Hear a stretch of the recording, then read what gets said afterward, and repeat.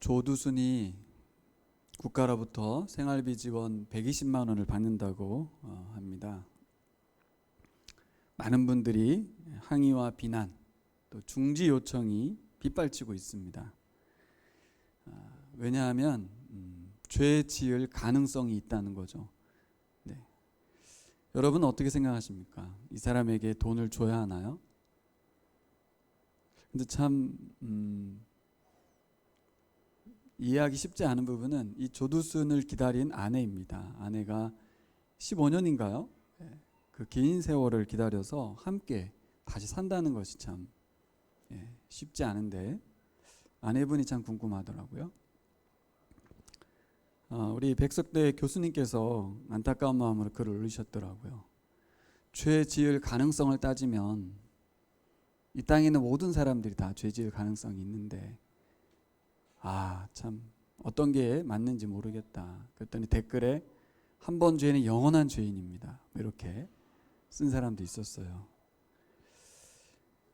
그래서 그의 범죄가 심각성을 고려할 때 도저히 용납이 안 되는 분들이 계신 거고, 혹은 반대로 그 사람도 대한민국 국민인데 사법의 죄값을 치렀으니까 최소한의 삶을 영위하도록 도와야 된다.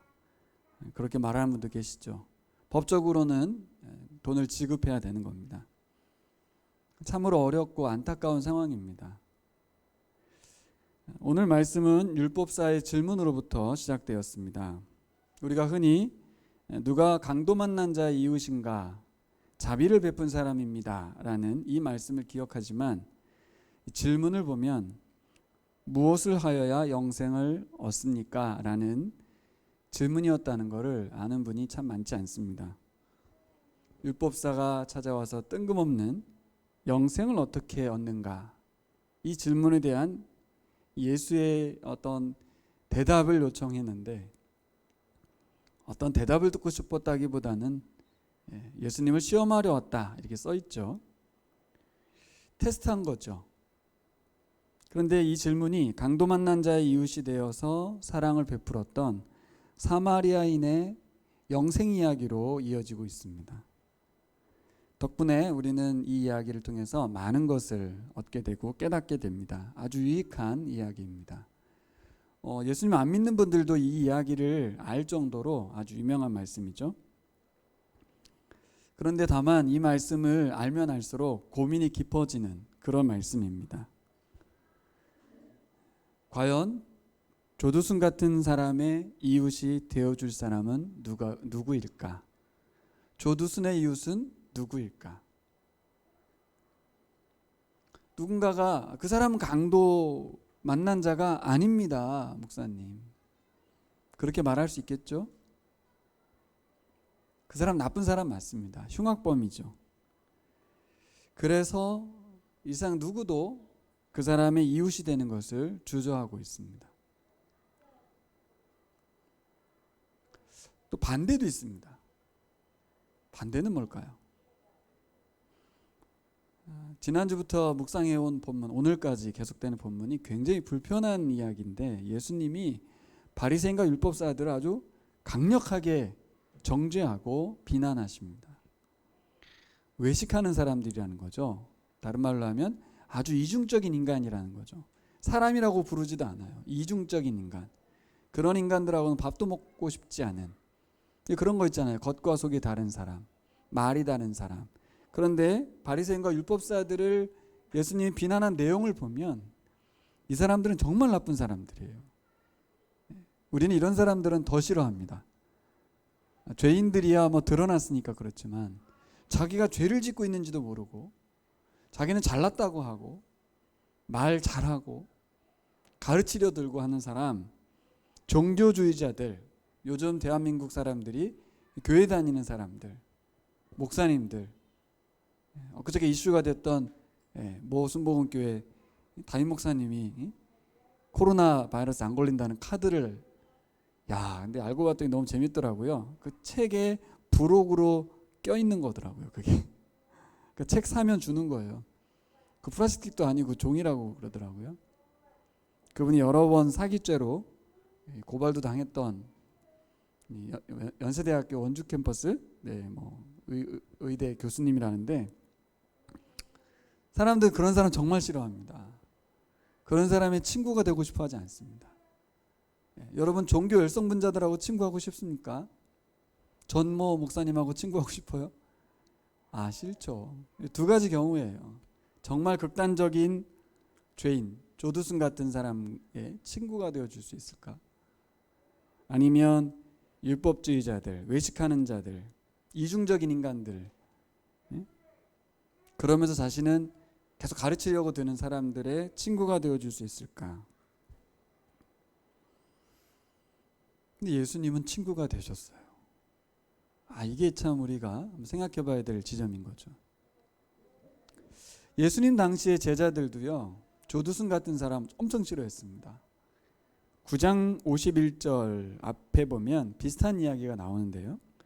예수님이 예루살렘을 향해 가시다가 사마리아 땅에 들르셨습니다. 사마리아 한 마을에 들어가셨어요. 그런데 그 마을 사람들이 예수님을 거절했습니다. 예수님이 예루살렘으로 가는 길이기 때문에 거절했다는 거예요. 유대인이기 때문이기도 하고, 그러니까 이유 없이 들렸다는 것이고, 목적지는 예루살렘이라는 거죠. 여러 가지 이유를 추측할 수 있는데 왜 들어가셨는지는 알 수가 없어요. 수가성 우물가 여인을 만나러 간 건지 잘 모르겠어요. 근데 야고보와 요한 형제가 나서서 말을 합니다. 이렇게 말하죠. 주여, 우리가 불을 명하여 하늘로부터 내려 저들을 멸하라 하기를 원하시나이까? 이렇게 물어봅니다.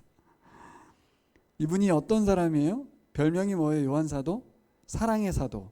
요한복음과 요한 1서, 2서, 3서를 썼다고 하는 사랑 얘기를 가장 많이 하시는 분인데, 요한사도마저도 사마리아인들이 예수님을 향한 거절과 배척을 절대 용납할 수 없었습니다. 당장 천벌을 받아야 된다. 불이 떨어져서 불사질러야 된다. 막 이렇게 화를 냈습니다. 감히 예수님이 누구신데 너희 같은 것들이 배척을 하냐. 예수님이 너희 땅을 들어오신 것에 대해서 감사한 줄 알아야지. 이러면서 우리가 뭐 좋아서 들어온 줄 아냐? 이러면서 예수님의 방문을 이런 식으로 마구 대하고 무시하고, 그렇죠? 원래도 유대인들이 생각할 때 사마리아인들은 피가 더럽고 종자가 더러웠다는 거죠. 인간이 아니라는 거예요. 그런데 알고 봤더니 정말 구제불능 인간이라는 거예요. 알고 봤더니. 그래서 당장 멸망받아서 이 지구상에서 사라져야 된다. 똑같죠. 조두순도 사라져야 되고 사마리아 사람들도 사라져야 돼요. 우리가 조두순 용납하기 힘든 만큼이나 제자들이 사마리아 사람들 용납하기란 불가능해 보입니다. 여러분, 조두순은 종자가 다른 사람으로 인식되죠. 당장이라도 이 사회에서 없어지기를 바라는 사람이 너무 많습니다. 그런데 우리가 제3자 입장에서 성경 속에 있는 제자들을 바라보면 한심하지 않습니까? 정말 그런가? 정말 바리새인들이 종자가 다르고 그렇게 조둔순처럼 나쁜 인간들인가? 아니, 사마리아인이라고 해도 저렇게 함부로 해도 되는 거야? 사람인데? 도대체 예수님 따라다니면서 뭘 본 거야? 뭘 배운 거야? 이런 이제 우리의 시각이 생기지 않습니까? 저는 이 시각이 바로 이 시대의 그 사회 속에 있는 세상 사람들이 교회를 보러 오는 시각인 것 같아요. 교회는 너무나 많은 혐오와 배제, 자신들만의 세상에 갇혀 있다. 자신들을 통해서만 구원을 받는다. 교회에만 구원이 있다는 거잖아요. 자신들이 세상을 다 구원한다고 말하잖아요. 그들이 들을 때 그렇잖아요. 그리고 세상을 다 구원한다고 하는 그 사람들이 실상은 어떻게 해요? 세상을 배제하고 혐오하고 거절하고 분리하는 거예요. 그래서 세상 사람들은 교회를 향해서 또 혐오하고 비난하고 그러고 있습니다. 스스로 담을 쌓고 있어요, 교회가. 오늘 말씀은 너무나도 놀랍게도 사마리아인이야말로 진정한 영생을 사는 사람이다라는 결론이에요. 놀랍게도 예수님의 결론은 뭐냐면 사마리아인이야말로 진정한 영생을 살아가는 사람이야. 여러분, 우리 모두가 사마리아인처럼 영생을 살아가시기를 축복합니다. 어떻게 하면 우리가 사마리아인처럼 영생을 살아갈 수 있을까요? 답은 확실합니다. 다른 답이 없어요. 오직 예수 그리스도를 통해서만 가능한 줄 믿습니다. 다시 말씀드릴게요. 우리가 어떻게 하면 사마리아인처럼 영생을 살아갈 수 있을까? 그것은 오직 예수 그리스도를 통해서만 가능합니다. 존경받는 유대인 제사장, 그리고 레위인, 하나님을 사랑하고 섬기는 대표적인 유대인들입니다. 구약 성경을 핵심 두 문장으로 함축적으로 요약해서 제시했습니다. 영생 얻는 길을 이미 잘 알고 있는 사람들이에요. 영생 어떻게 얻는 건데요? 그랬더니 넌 어떻게 생각하냐? 이렇습니다. 맞다. 예수님 인정해 주셨습니다. 대단한 사람들이죠. 구약을 요약하는 것도 대단하지만 예수님께 맞다는 확인까지 받을 정도로 이들은 영생 얻는 길을 알고 있습니다. 그리고 그들은 나름의 어떤 기준점을 갖고 하나님을 사랑하고 이웃을 사랑하고 있었어요. 나름 섬기며 살아가고 있었다고요. 그들은 영생을 살아가고 있다고 생각하고 있었다고요. 하지만 강도 만난 자의 이웃이 되지는 못했죠. 사역이 많아서 그랬죠. 제사장 사역이 너무 많았어요. 그리고 레위인은 제사를 드려야 되기 때문에 부정해지면 안 되기 때문에 강도 만난 자를 만지면 안 됐어요. 이것은 이제 겉보기에 그들이 강도 만난 자 이웃이 될 수 없었던 이유고요. 좀 더 한 걸음 더 들어가면 어떤 이유가 있을까요? 강도 만난 자를 도와줬을 때 그때 자신이 감당해야 될 여러 가지 손해들이 먼저 떠올랐을 거예요. 계산이 바로 되는 거죠. 지금 이 강도 만난 자를 도우면 어떻게 되는 것인가? 계산이 되는 거죠. 그래서 저는 그런 것 같아요. 어디까지 도와야 되는지 판단이 안 섰을 것 같아요. 그렇잖아요? 어디까지 도와야 되는 거야? 근데 반면 유대인들이 아주 사악한 종자라고 피가 더럽다고 생각했던, 선을 긋고 살았던 사마리아인은 오히려 자신의 돈을 지불하고 시간을 지불하고 그리고 비용을 더 내겠다고 약속까지 하고 돌아갔습니다. 한쪽에서는 내가 이걸 하면 어디까지 해야 되는지를 계산했지만 한쪽에서는 자신이 가지고 있는 시간과 돈을 다 투자하고 좀 더 하겠다고, 내가 이 사람을 책임지겠다고까지 말을 했습니다. 바로 이 부분이 우리가 이제 좀 고민에 빠지는 부분입니다. 그렇잖아요. 우리도 한다고 하거든요. 선한 사마리아인의 흉내를 내기도 하고 따라가기도 하는데, 여러분 오늘 예수님 말씀 그대로 적용해서 사마리아인처럼 해야만 영생을 얻는다면, 이 말씀 그대로 그냥 적용해서 이렇게 해야만 영생을 얻는다면 과연 세상에서 누가 영생을 얻을 수 있을까요? 손 들어보세요. 저는 할 수 있습니다. 저는 사마리아인처럼 살 수 있습니다. 여러분, 선한 사마리아인 본문은 사실 굉장히 아름답고 따뜻한 이야기지만 우리 마음을 굉장히 불편하게 하는 본문입니다. 남 얘기니까 좋은 거고, 그걸 우리에게 딱 들이대서 너도 선한 사마리아인처럼 너도 이와 같이 하라, 그렇게 말씀하실 때는 굉장히 불편합니다. 왜 그래요? 누구도 이 본문에서 자유로울 수 있는 사람이 없어요. 그래서 저는 이 말씀을 우리가 왜곡한다고 생각해요. 왜곡을 시도하는 거죠. 어떻게 해요? 이웃사랑의 예화 본문이다, 예수님의 가르침을 따르려고 노력하라 라는 본문으로 바꾸는 거예요. 선한 사마리아인처럼 살아가라는 주님의 당부, 이 사람처럼 살았으면 좋겠어. 하지만 오늘 본문을 정확하게 보면 이웃사랑 실천 본문이 아니고 어떻게 하면 영생을 얻는가에 대한 본문이에요. 다시 점검해야죠. 어떻게 하면 영생을 얻냐는 거예요. 사마리아인처럼 해야 돼요. 이웃사랑 실천 본문이라고 해도 어려운 이야기인데, 근데 그렇게만 하면 해도 되고 안 해도 되는 본문이 돼요. 못할 수도 있는 거죠. 하지만 영생을 얻기 위해서 이렇게 살아야 한다면 굉장히 고민해야 되지 않겠습니까? 과연 이 세상에 영생 얻을 수 있는 사람 누가 있을까? 사마리아인의 기준을 딱 대면.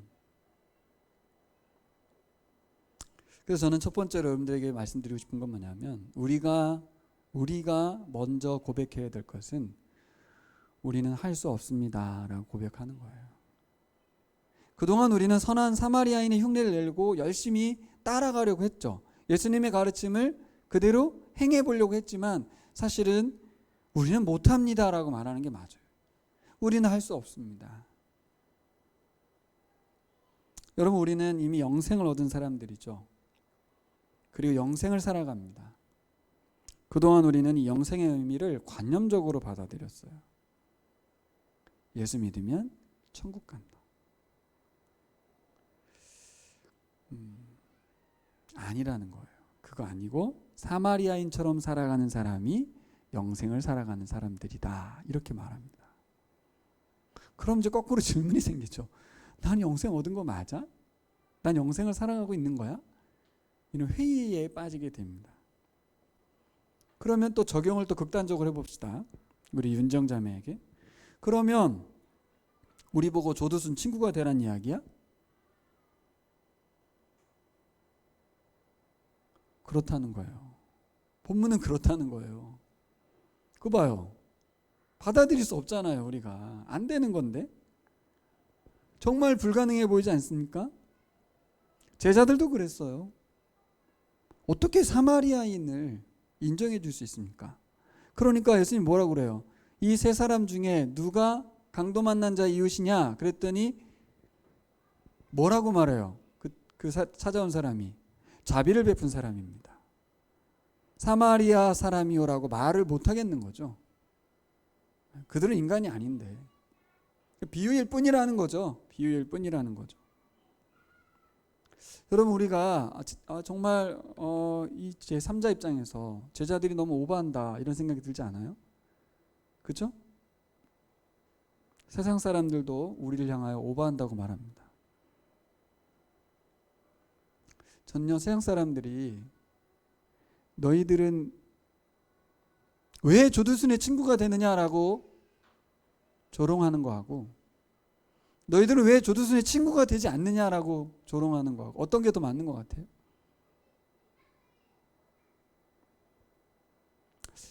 세상 사람들은 우리에게 당신들이 그리스도인이라면 조두순의 친구가 되어 달라고 그렇게 요청을 할 것입니다.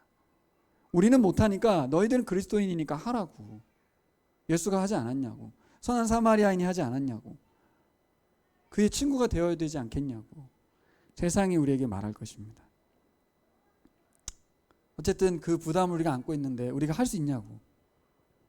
못한다는 거죠. 이게 이제 전 답이라고 생각해요. 하려고 노력하겠습니다. 그리고 세상 사람들을 보면서 막 눈치 보면서 그래, 뭐 노력해보자. 저 사람들에게 우리가 그리스도인답게 보여줘야지. 이거 아니라는 거죠. 솔직하게 우리도 그 사람과 친구가 될 수 없습니다.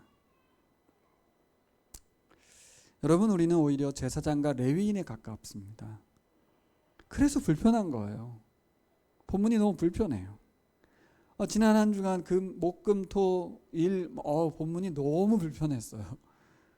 왜냐하면 이게 율법사들을 향한 예수님의 과격한 지적 너무 심해요. 그리고 정죄 너무 많이 다가오는 거예요. 왜냐하면 나를 향한 정죄로 들리거든요. 실제로 상당히 불쾌하고 기분이 나빴습니다. 나도 율법사하고 바리새인들하고 비슷한데 어떻게 하란 말이냐. 이렇게 보였어요. 율법사들에게 지적하는 예수님이 누구 같아 보였냐면 요한하고 야고보 같았어요. 요한하고 야고보가 뭐라고 그랬어요? 하늘에서 불 떨어져 가지고 다 죽어버렸으면 좋겠다라고 했잖아요. 예수님이 뭐라고 말해요? 율법사들한테? 너희들 그렇게 하면 지옥 가. 응? 하나님의 자녀 아니야 너희들. 다 죽을 거야. 막 그렇게 심하게 하나님의 진노를 피할 수 없어 너희들. 막 이렇게 말을 하니까 뭐야?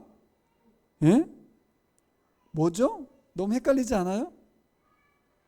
은혜가 안 돼요. 불편하고요. 한번 율법사들 입장에서 한번 서보세요, 여러분.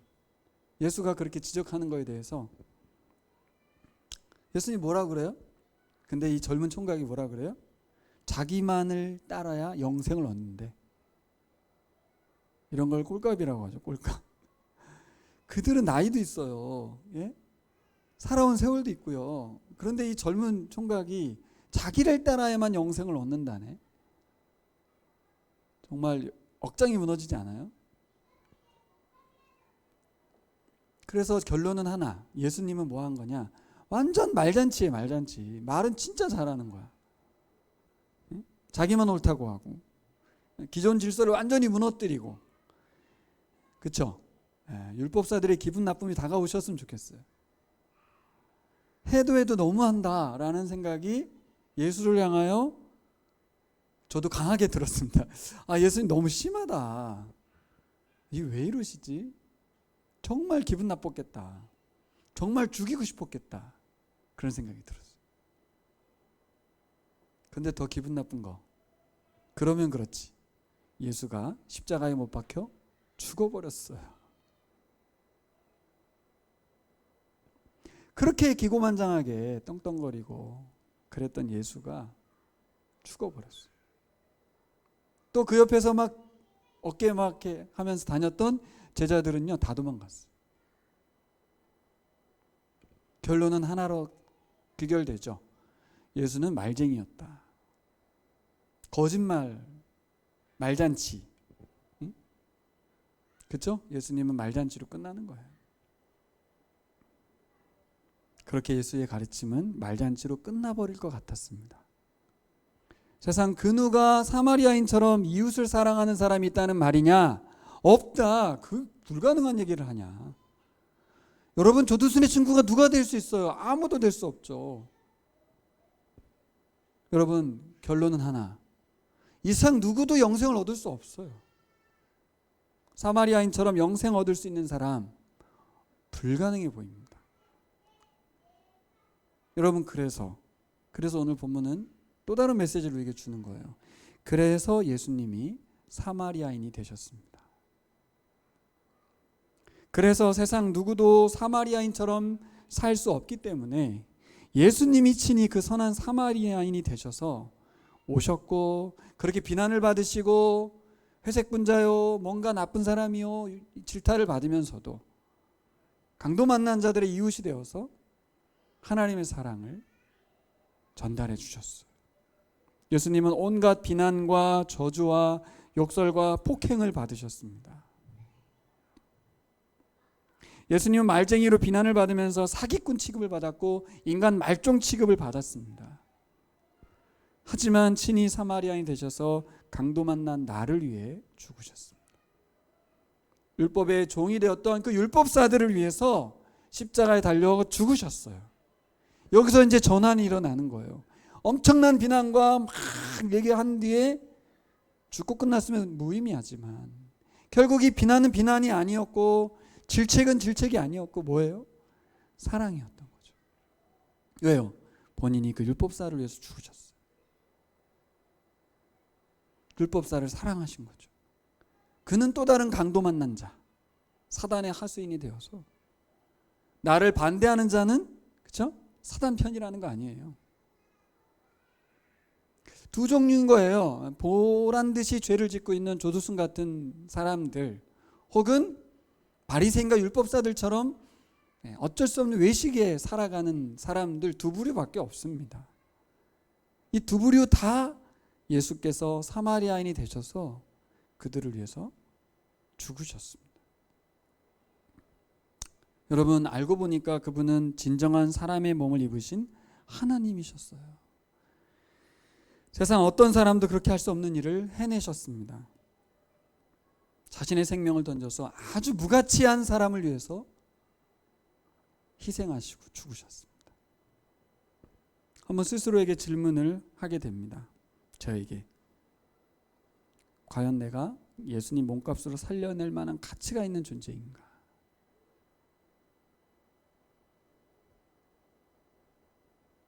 그렇게 예수님은 나를 위해서는 죽으셔도 되고 조두순을 위해서는 죽으면 안 된다. 이게 맞는 말이냐는 거죠.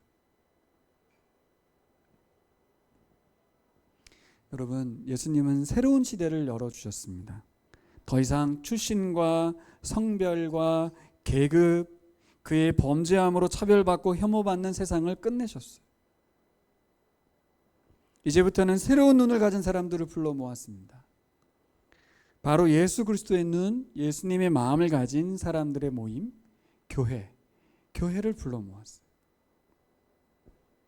로마 시대의 그 계급 사회, 그리고 출신 사회, 성별 사회, 소유에 따른 차별의 사회에서 또한 육은 약하고 영은 선하다고 하는, 육은 악하고 영은 선하다고 하는 영지주의 세계관에서는 사람은 신의 하수인이고 사람은 가치 없는 존재인데, 그런 사람들을 어떻게 했어요?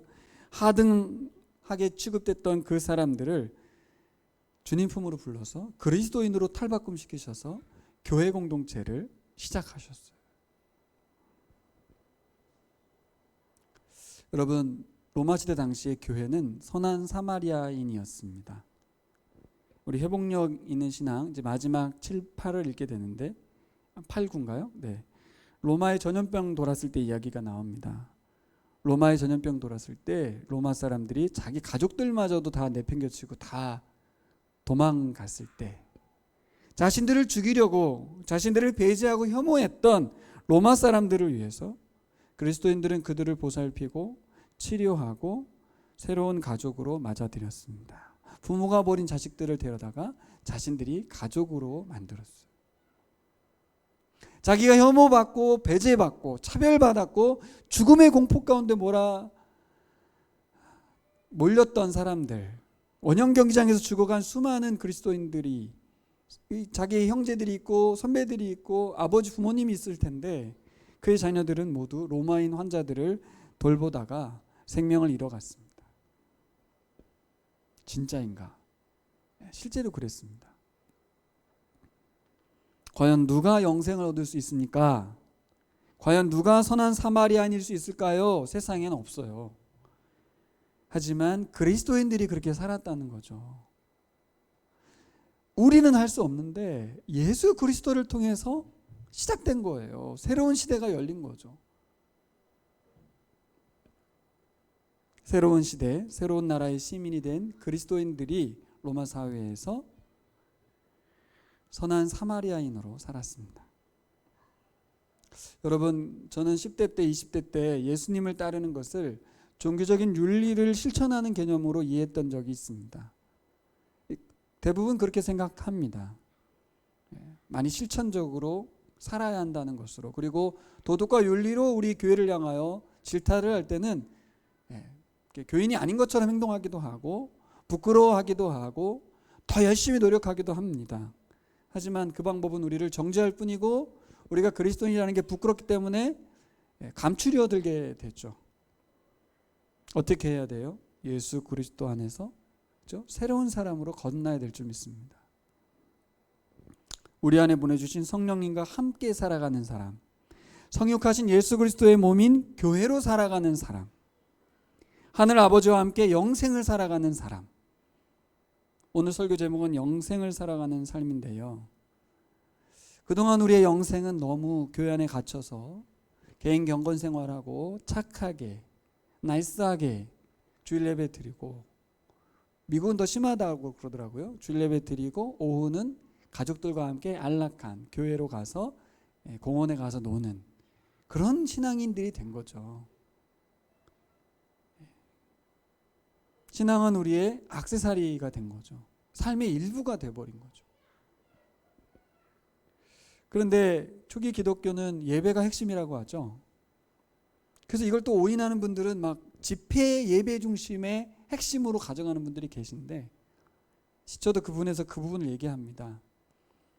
매일 예배했고 개인 예배 시간이 존재했고 주기도를 암송했고 하루에 3번 기도했고 말씀을 암송하고 성경을 연구하고, 그러니까요 일주일 내내 176시간을 계속해서 말씀과 기도와 하나님 예배하는 삶이었다는 거죠.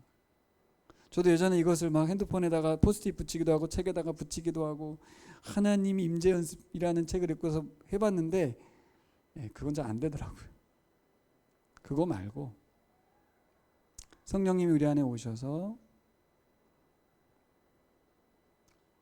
예수님이 성육하심에 대한 은혜가 우리에게 깊이 임하면 막 노력해서 되는 게 아니라 아주 자연스럽게 그 말씀과 기도와 또 주위를 돌아보아 나의 필요를 요청하는 사람들이 보이고 시간을 쓰게 되고 돈을 쓰게 되고 그것이 제일 기쁘고 놀이동산 가는 것보다 실제 기쁘고 영화 보는 것보다 실제 더 좋고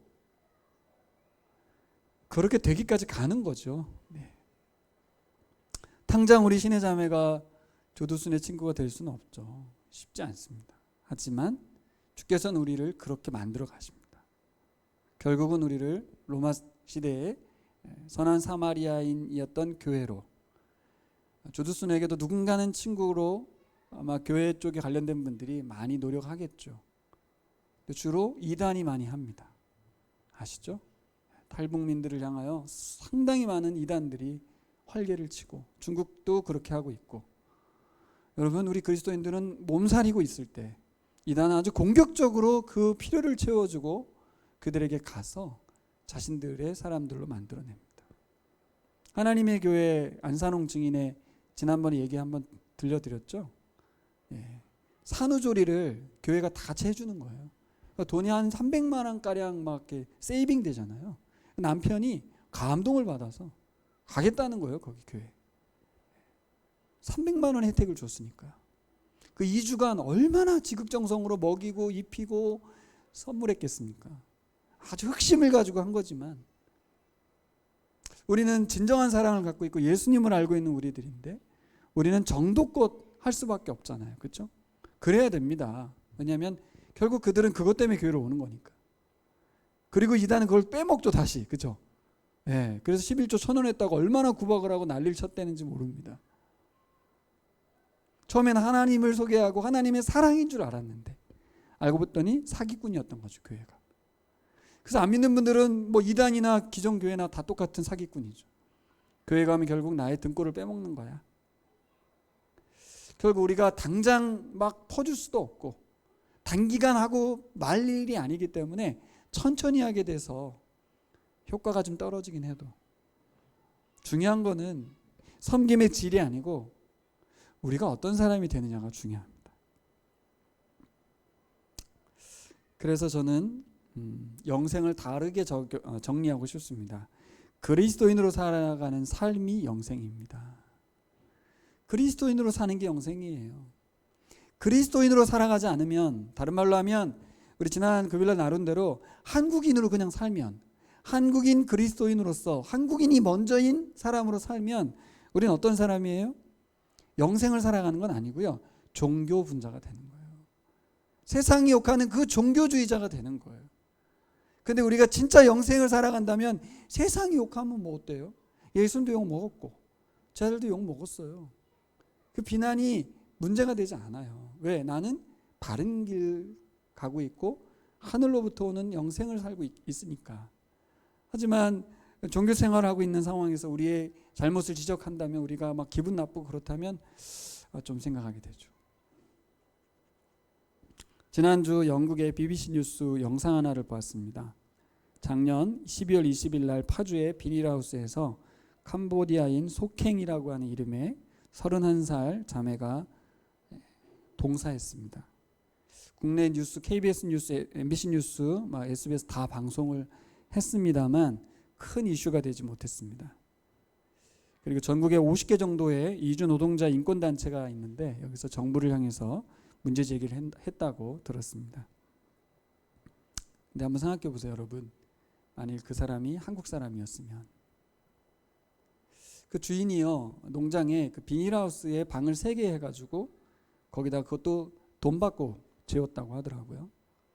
근데 18일인가요? 전기가 끊겼다고 해요. 그때 영하 몇 도? 17도? 예, 하여튼 뭐 그 정도 됐다고 하더라고요. 자살은 아니고 이제 며칠 뒤에 한국 거주 한 4년의 비자가 이제 기간인데 얼마 안 남고 이제 비행기 티켓 끊고 이제 가려고 하는 그 상황에서 한 달 남은 상황에서 죽었습니다.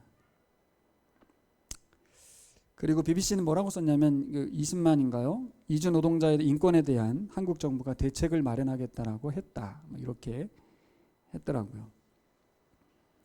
이 뉴스에 대한 우리 위디 선교회 문창선 선교사님의 반응은 이렇게 글이 올라왔어요. 한국의 이주민에 대한 환대는 아직도 멀었습니다. 이주민 선교 관련 단체들도 정신 똑바로 차려야 한다고 생각합니다.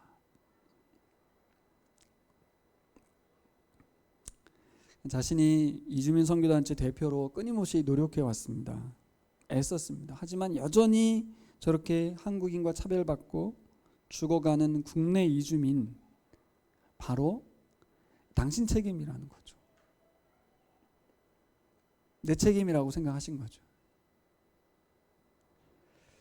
이주자에 대한 한국이라는 나라의 정책 문제를 강력하게 성토하거나 곧바로 한국교회를 향하여 한국교회 정신 차려야 된다 이렇게 말하지 않고 자신에게 화살을 돌리시죠.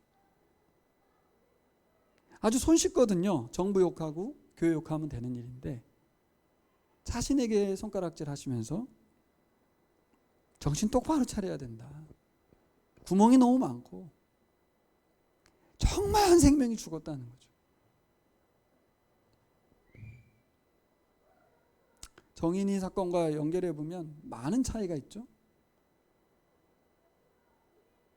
저는 이것을 보면서 그렇구나. 바로 저거구나. 저분이 바로 사마리아인인 것 같다. 진정한 그리스도인이신 것 같다.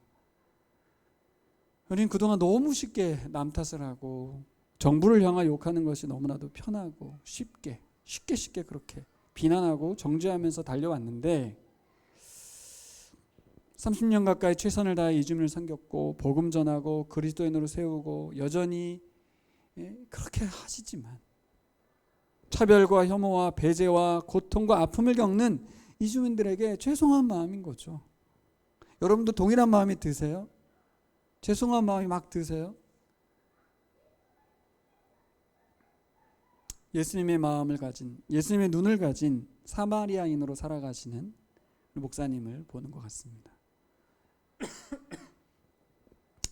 여러분, 우리는 2021년 어떠한 사람이 되어야 마땅한가를 놓고 묻고 기도하고 있습니다. 코로나 시대에 그리스도인들은 어떤 사람이 되어야 마땅한가? 코로나 시대에 우리가 적응하고 살아남고 두려워하고 불안해할 것인가? 그렇게 힘들고 어려워하고 있는 심리적으로든 경제적으로든 모든 면에서 이 코로나 이후를 걱정하고 있는 사람들에게 우리가 불쌍한 사람이 될 것인가 아니면 저들을 도우는 사람이 될 것인가? 여러분, 우리가 사마리아인으로 취급받고 배제받습니다. 교회로 질타받습니다. 하지만 사랑과 자비를 베푸는 이웃이 될 수 있을까요?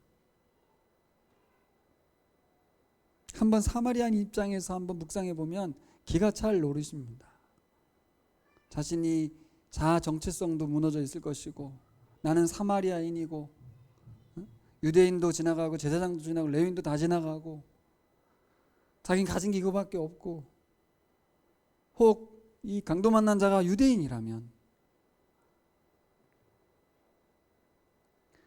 자신의 평생 인간 대접받지 않고 살았던 그 사마리아인이라도 사랑을 베풀었어요.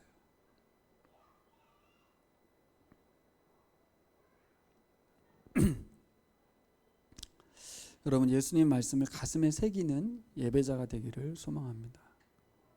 이게 시처가 말하는 말씀의 내면화인 것 같아요. 말씀에 새겨서 그 예배자로 살아가는 거야. 그 말씀을 늘 기억하고 감사하고 또 그 말씀을 이 땅 가운데 실현해내고 싶어 살아가는 사람들. 예수님의 마음을 담아 사람들을 사랑하는 봉사자로 살아가는 사람. 하늘의 소망을 두었기 때문에 땅에 재물을 쌓는 일을 그만두는 사람.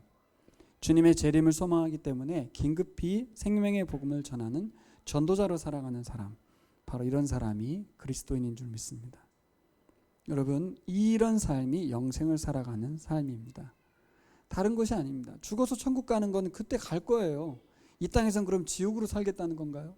이 땅을 천국으로 바꿔가는 삶. 천국은 하나님의 통치를 확장하는 삶. 예수 그리스도와 함께 같이 살아가는 삶은 개인 경건, 나의 유익, 나의 평안, 나의 심지적 안정, 자식의 잘됨의 문제가 아니고요. 로마 시대의 초기 그리스도인들과 같은 삶인 줄 믿습니다. 말씀을 맺겠습니다.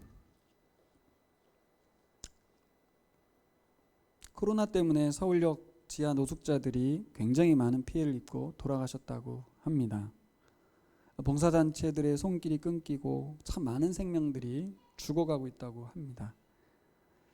얼마 전에 눈이 많이 내리던 날, 대통령 연설이 있던 날인데요. 모두가 시선을 대통령에게 두고 있던 그날, 한겨레 신문 기자가 사진 몇 장을 찍고 영상을 만들어서 소개를 했습니다.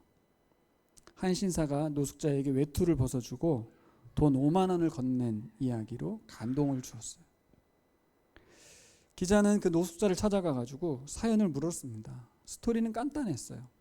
제가 너무 추워서 커피 한 잔 사달라고 그랬는데 그분이 옷을 벗어주고 돈을 주었다고. 이 스토리는 대통령의 연설과 그 시간과 아주 동일한 시각에 일어나면서 더 많은 생각을 하게 하는 그런 시간이었습니다. 여러분, 우리는 언제든지 사마리아인이 될 수 있습니다. 언제든지 서울역 앞에 신사가 될 수 있는 거예요. 사실 별거 아닌데 외투를 준다는 건 어렵죠. 5만 원은 줄 수 있을 것 같아요. 외투까지 줬다는 것이 뭘까?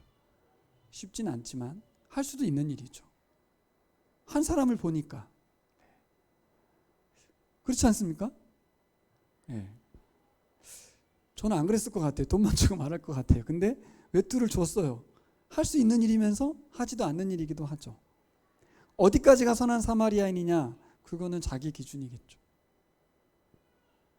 하지만 그분은 그 속에 있는 감정을 그죠? 있는 그대로 실천으로 말로 끝내지 않고 돈으로 끝내지 않고 옷을 줌으로써 감동을 준 거죠. 여러분, 세상 사람들이 우리보다 훨씬 더 착할 수 있습니다. 실제로 그런 분들 엄청 많습니다. 그런 착한 분들이 온 세상에 너무 많아서 살만해 보이기도 합니다. 여러분, 우리는 그리스도인이죠. 우리는 하늘나라 소속 하늘 시민입니다. 서울역 앞에 신사 같은 그런 사람들이 많아지면 세상은 따뜻해지겠죠. 아름다운 세상이 될 것입니다. 문성교사님과 같이 충성과 최선을 다하면서도 가슴 아파하면서 자기 자신을 되돌아보고 점검하는 분이 있을 때 세상은 더욱 살만하고 더 많은 이들이 교회를 찾게 되겠죠. 이제는 말로만이 아니라 예수 그리스도의 십자가에 죽으신 것처럼 우리가 말을 한다면 그 말을 하는 만큼의 희생과 섬김, 이게 필요한 시대가 된 것 같습니다. 여러분, 우리가 주님께서 나와 우리를 위해서 십자가에 죽으심으로써 우리를 새로운 존재로 바꾸셨다는 것, 그래서 그 은혜로 살아간다는 것까지는 알잖아요. 그렇죠? 근데 영생은 죽어서 천국 가는 것, 그 어떤 것이 아니다. 지금 여기에서 언제든지 얼마든지 행복할 수 있다. 천국을 누릴 수 있다. 영생할 수 있다. 뭘로? 예수님과 함께 사람들을 사랑하고 섬기고 나누면서 사는 것입니다. 그동안 우리가 너무 무지했다라는 생각이 들었어요. 예수 전당 불신 지옥에 갇혀 있었다. 우물한 개구리 같았어요. 큐티 열심히 하고 교회 집회 열심히 참여하고 충성하면 되는 줄 알았는데 그것만이 영생은 아닌 거죠. 그게 바로 율법사들과 바리새인들의 상태였죠. 여러분, 우리가 한국인 그리스도인으로 살면서 너무 많은 혜택과 은혜를 누리고 살아왔습니다. 너무 익숙해졌어요. 이게 잘못은 아니면서 동시에 우리가 너무 편안해졌어요. 그래서 우리 작년에 보라를 통해서 복음을 접한 우리들이 주님 위해서 뭘 할까라고 물었을 때 하나님께서 우리에게 이주민들에게, 한국 내 이주민들에게 그 사랑을 흘려보내라. 복음을 전하고 너희들이 할 수 있는 최선을 다해서 이주민을 섬겨라. 그들에게 우리가 선한 사마리아인이 되라고 말씀하신다는 것을 저는 말씀 통해서 받아들입니다. 여러분, 우리는 여전히 자기중심적이고요. 배려심이 없고요. 이주민에 대한 관심이 저조합니다. 뉴스를 들어도 그냥 불쌍하다 정도지 그걸 가지고 정말 정인이만큼의 어떤 공감이 일어나고 막 안타까워하고 그러지 않습니다. 그렇습니다. 현재는 그렇지만 주께서 우리 안에서, 우리 교회를 통해서 우리를 선한 사마리아인으로 만들어 가실 줄 믿습니다. 왜요? 새 시대가 열렸기 때문에 그 시대에 동참하는 사람이 된다면 그렇게 될 줄 믿습니다. 그래서 저는 우리 교인들이 결단을 하시면 좋겠어요. 어떻게 하면 내가 이 새 시대의 하늘 소속의 시민으로 살아갈 것인가? 주어지면 내가 어느 정도까지는 하겠다 하지 말고 그리스도인으로서 나는 나에게 주신 재능과 은사를 돈과 시간을 어디에 어떻게 사용할 것인가에 대해서 저는 훈련받아야 한다고 생각합니다. 어쨌든 마음은 있어도 훈련이 안 되면 못하게 되거든요. 그때그때 상황이 나를 발목을 잡기 때문에. 그래서 선교사들도 해외 나가기 전에 선교 훈련을 받고 문화 적응 훈련도 받고 그러는 것 같아요. 그래서 우리가 이번에 이주민 선교 훈련을 앞두고 있는데 받고 안 받고의 차이는 이주민에 대한 이해와 생각, 또 그들의 입장을 생각하는 것들, 이런 것들을 배우는 거죠. 굉장히 소중한 것 같아요. 여러분들도 한번 기도하시면서 하나님께서 마음 주시는 대로 순종하시는 여러분 되시기를 소망합니다.